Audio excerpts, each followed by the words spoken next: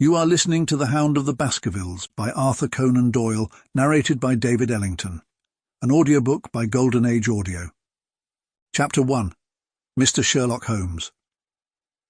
Mr. Sherlock Holmes, who was usually very late in the mornings, save upon those not infrequent occasions when he was up all night, was seated at the breakfast table.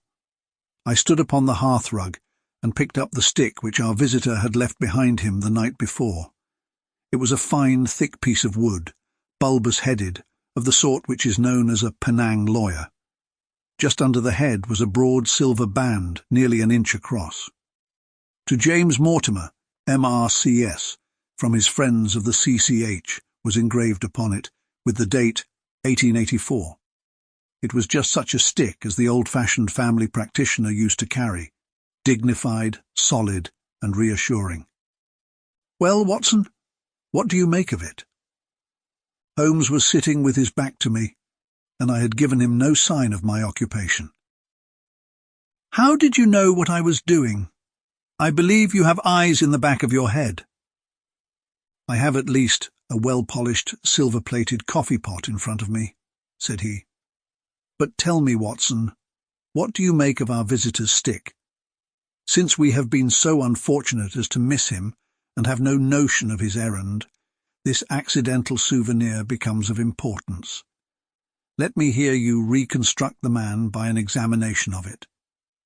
"I think," said I, following as far as I could the methods of my companion, "that Dr. Mortimer is a successful elderly medical man, well esteemed since those who know him give him this mark of their appreciation."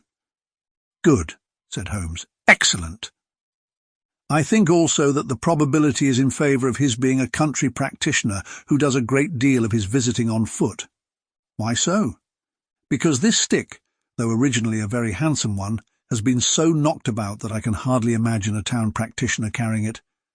The thick iron ferrule is worn down, so it is evident that he has done a great amount of walking with it."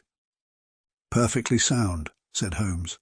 "And then again, there is the Friends of the C.C.H. I should guess that to be the something hunt, the local hunt to whose members he has possibly given some surgical assistance, and which has made him a small presentation in return." "Really, Watson, you excel yourself," said Holmes, pushing back his chair and lighting a cigarette.